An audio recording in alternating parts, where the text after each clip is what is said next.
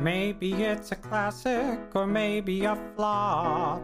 Has Katie seen it? She probably has not. She'll sit down and watch it if it's good or it's bad. Hey, have you seen this? No, Katie hasn't seen that. Hi, I'm Katie, and if I had a nickel for every time someone said to me, "Wait, you haven't seen this movie? Oh my God, you need to see this movie," I'd be very rich. So this is my podcast where I finally watch those movies you all have told me I need to see, and I tell you what I think. It's time for another episode of Katie Hasn't Seen That. And this episode is coming out on Thanksgiving. So I asked my community, and there are not very many Thanksgiving movies out there. I feel like Thanksgiving movies should be a thing. We have Christmas movies. We have, Halloween movies. Okay, maybe there are some holidays that don't get as much love, like 4th of July or Easter or Labor Day. But for some reason, I feel like Thanksgiving should have more movies attached to it, or at least Thanksgiving adjacent movies. So we arrived on a little known movie called Planes, Trains, and Automobiles from 1987. I've heard of this movie. I didn't really know.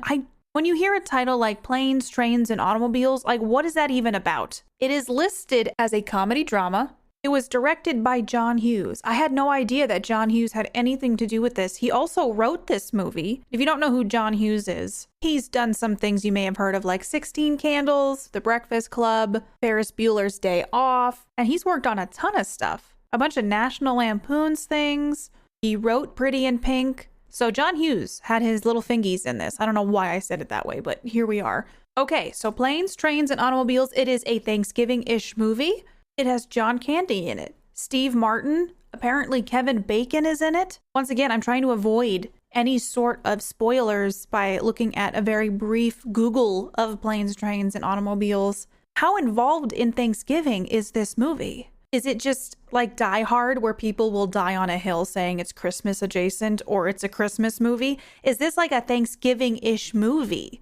Is it centrally focused on Thanksgiving, or is it just a Thanksgiving adjacent movie? As I've been trying to record this, there have been several airplanes that have flown over and have been so loud that I've had to stop recording. So maybe it's a sign because planes is in the title of this movie, or it's just something that the universe is trying to do to drive me crazy.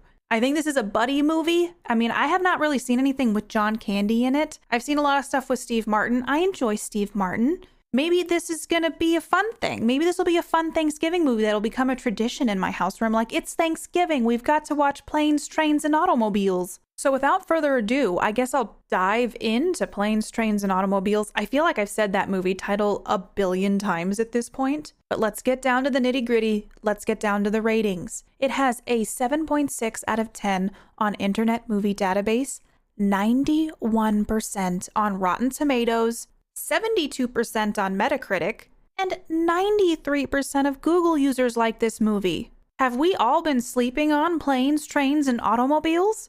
I really don't feel like this is a popular movie, but a lot of you have told me to watch this. My husband was like, I've heard that's a Thanksgiving movie. So I was like, how come I'm just sitting over here thinking that this movie was from the 1960s? No joke, I thought this was a movie from the 1960s that inspired the movie Rat Race. I was mistaken. So this movie's coming in like a dark horse, maybe. I'm gonna go watch this. That's another thing. I've had to buy a lot of these movies to watch, or I guess rent. So many of these movies that have been recommended to me are not available on most streaming services. And I have a hefty amount of streaming services. I have Netflix, I have Hulu, I have Showtime, because it came packaged with Hulu, okay? I have Amazon Prime, I have Disney Plus. I have a lot. I feel like I have a lot. And some of these just are not on these streaming services, so I've had to rent a lot of these. Which, okay, remember when Redbox was like $1 and now it's a lot more expensive? But I can't go to Redbox and rent Planes, Trains, and Automobiles. So Amazon has been getting some little extra money from me as I'm making these episodes. I had to rent Child's Play. I had to rent The Shining, The Exorcist, The Big Lebowski. And now I'm going to be renting Planes, Trains, and Automobiles. So I'm going to dive in. Fly in, chug in, and drive in. I don't know. I'm going to go watch this movie and prepare myself for a little Thanksgiving festivities. And I will let you all know what I think. Planes, Trains, and Automobiles. I watched it. I ate some leftover Thai food and watched a movie that was very much a movie that matched its title. There were planes, there were trains, there were automobiles. The movie just starts right off in a work meeting with Steve Martin and his coworkers while his boss, 2 days before Thanksgiving, is trying to pick out an advertisement for like lipstick, and he's not talking this entire time, and Steve Martin's character Neil is late for a flight. But the whole time he's there, like, he just won't talk and he won't make a decision on this advertisement, and this whole time it made me so stressed out. This movie made me stressed out. Like, as this movie it's just madness. It's like if something can go wrong, it will go wrong. It's one of those movies. Neil's running late for a flight. He's leaving his meeting. He forgets his gloves. He's trying to hail a cab in New York City at rush hour. He's falling in the street in front of cars. It's just such a crazy movie filled with very stressful situations. And I told some friends recently that I have been watching The Office for the first time through. I watched the first couple seasons of The Office when it first came out. I never really got on the Office train. I still am not really on the Office train. It's just kind of something to watch. But that show makes me actually cringe. That show is so stressful for me to watch that I don't think I can watch it before bed anymore. It's so many situations and there are so many scenarios which make me go, oh my God, why? And this movie is like that. It's a little bit like that. Neil has many encounters with this man named Del, and it kind of starts off this crazy adventure with the two of them with so many like happenstance situations, and they're now connected on this journey back to Chicago. That's where they're headed. They're both headed to Chicago, but you know, the airplane, there's a huge storm at O'Hare, and now all of a sudden they're in Wichita, Kansas, because that's where the plane could land. And it's just this nightmare scenario after nightmare scenario of them trying to get back to Chicago. But literally, it's Murphy's Law. What can go wrong will go wrong. There's a point when Del and Neil don't really know each other yet, but Neil didn't get his first class seat. The airplane screwed things up, so he got assigned to a coach seat, and now he's sitting next to Del. Del, on this airplane, he's taking his shoes off, and then he takes his socks off, and they're so close together, and I just literally was on my couch going, no, why? And my husband was laughing at me because he said my reactions were more entertaining than the movie at times, because it's just a lot of moments like that where you're like, oh my God, why? No, stop. Those kind of things. So yeah, they arrive in Wichita, Kansas. Del has a connection because he sells shower curtain rings at a motel in Wichita that they then drive to. Otherwise, they're going to be stranded at the airport. And they have to share a room. They're strangers and they have to share a room. And there's like one double bed in there that they have to share. Just each scenario just became more and more like, oh my God. And just everything that happened from this, like just this moment on, it just snowballs into disaster after disaster. But their paths just keep on crossing, and essentially by the end of the movie, it's like, oh my God, they really care about each other, which is kind of nice. I feel like I didn't expect this movie to be what it was. It's rated R, which I didn't think. I'm like, oh, this is probably like a PG-13. I don't think PG-13 was out in 1987 or just came out, but I was like, I don't think it's a PG movie. But man, I just sat watching this movie the whole time going, oh my God, oh my God. Just throughout this whole movie, there's like rockin' 80s instrumental music that they're throwing in.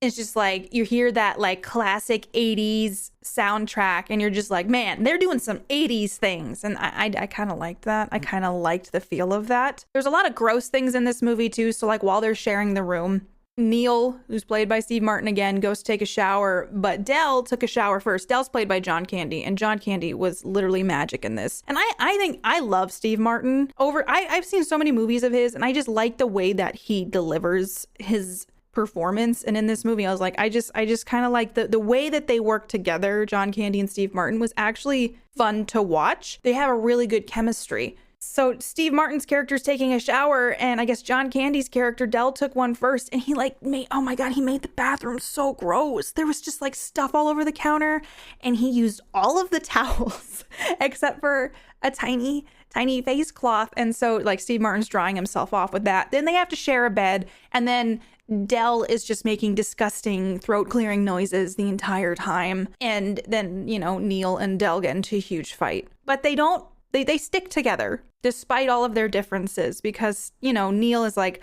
I'm a marketing executive and I work in New York City. And Del sells, not shells, shower curtain rings. So, they come from different worlds, and this entire movie builds up to them, kind of liking each other, kind of being buddy-buddy. It's more so Neil warming up to Del. Del is so endearing, I cannot even handle it. I have not seen many John Candy movies, but I kind of want to watch more of them. I know he passed away when he was relatively young, so I feel like I didn't really grow up with John Candy, but he just seems so charming. As I'm watching this, I was very hypercritical of is this movie a Thanksgiving movie? And here's what I came up with. It's Thanksgiving adjacent. The movie is definitely more about the journey of these two characters getting to where they need to go by Thanksgiving. It's more so Neil to get home by Thanksgiving because by the end we learn that Del doesn't really have home and his wife passed away. And so there was this one moment where Del is sitting in the car and he's like, you were right, talking to his wife. Anytime I like someone, I go too hard and it's too much and I keep pushing people away. And I literally was like, oh my God. There wasn't a lot of seriousness in this movie, but when there were moments, I'm like, they could have probably dived deeper into those, but it's very much a comedy more than a drama. And they gave you enough of that to make you kind of get attached to the characters. I was fully invested. I was like, I want them to get home. And then they did at the ending what I wanted them to do, where Neil invites Del over for Thanksgiving dinner. And that's kind of the happy ending that I was hoping for. There's just madness after madness. They take planes. They do take a train. The train breaks down in the middle of a field. And then they have to walk a mile to get a bus into the nearest town. There's a lot of automobiles that they take in this movie as well. There's this blah, blah, blah. Oh my God. There's just this one scene where Del is taking off his coat in the car while Neil is sleeping because they cross paths again. And now they're driving to Chicago. They're like, I can't. They're 102 miles away from Chicago. And this whole movie is just one bad thing after another. Everything that can go wrong will go wrong. And you just kind of go, oh my God, another thing is happening that shouldn't happen. But they're getting close. And then Del's trying to take his winter coat off because it's getting hot in the car.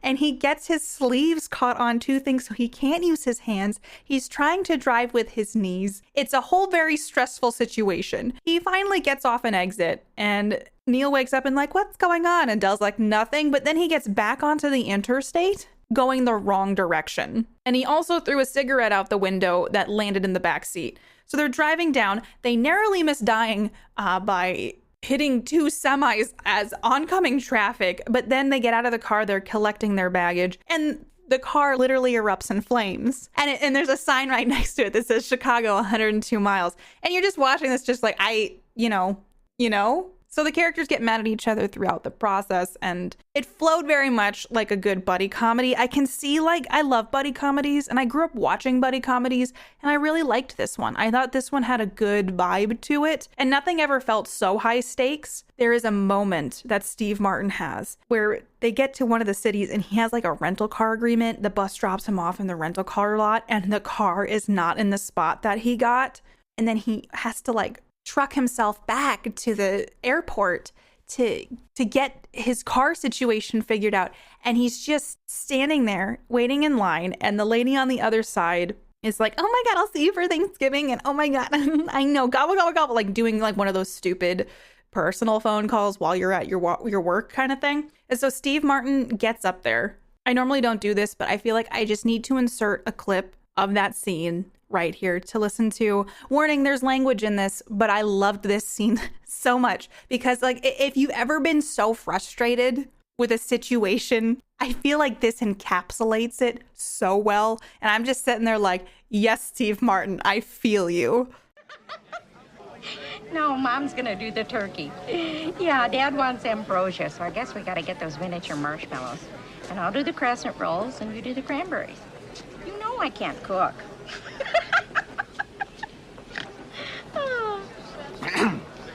Yeah, well, I'll see you tomorrow then. Gobble, gobble. Oh, bye-bye.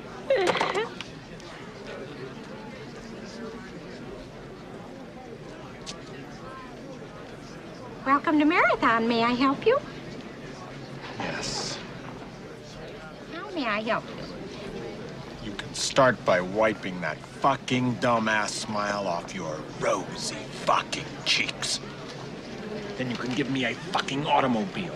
A fucking Datsun, a fucking Toyota, a fucking Mustang, a fucking Buick. 4 fucking wheels and a seat.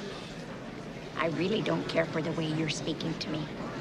And I really don't care for the way your company left me in the middle of fucking nowhere with fucking keys to a fucking car that isn't fucking there.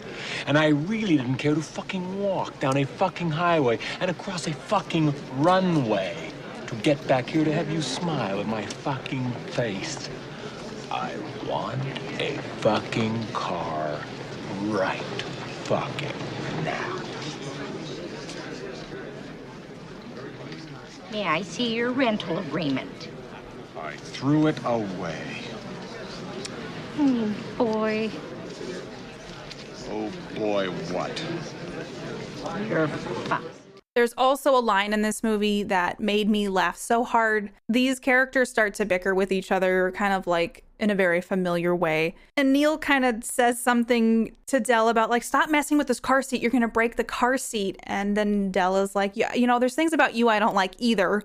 And so Neil's like, what do you mean? And he says, you play with your balls too much. And I don't know why it was so funny to me. And there's a point where Neil says something like, you know what would make this better? And then Dell says, an extra set of balls and an extra set of fingers or something like that. And I actually laughed out loud watching this movie. And that takes a lot. I do not laugh out loud very much at things anymore.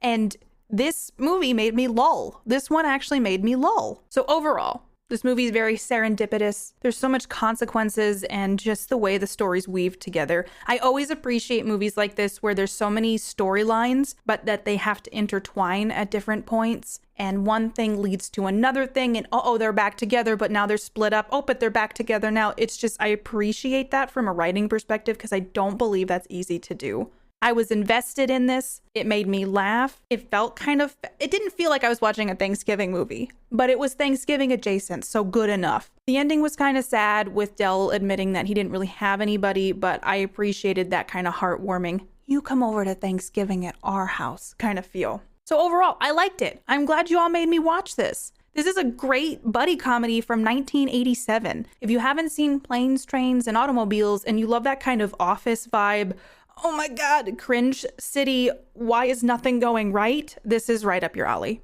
I'm going to give it an 8 out of 10 completely awful mishaps with consequences. Thank you again, everybody, for making me watch this. I don't think it's going to become something I watch every year at Thanksgiving, but I can say that I have seen Planes, Trains, and Automobiles now. Let me know what you think of this movie. Do you think it was Thanksgiving adjacent? Do you think that it's a legit Thanksgiving movie? Come let me know on Twitch at Katie Peters Plays, tweet at me at PlayKatiePlay, and let me know what movie to watch next. Okay, thanks for listening, everybody. I hope you have a very happy Thanksgiving. If you're celebrating it and it's 2020, celebrate responsibly. Thank you. If you want to hang out with me more, or if you just want to yell at me for my thoughts on a specific movie, I stream over on Twitch at www.twitch.tv/KatiePetersPlays. Also, feel free to follow and chat with me on Twitter at PlayKatiePlay and on Instagram at Katie Peters Plays. Music written and performed by Mark Can Do It. Katie Hasn't Seen That is a part of the Geek Generation Network. Until next time, keep your popcorn warm for me.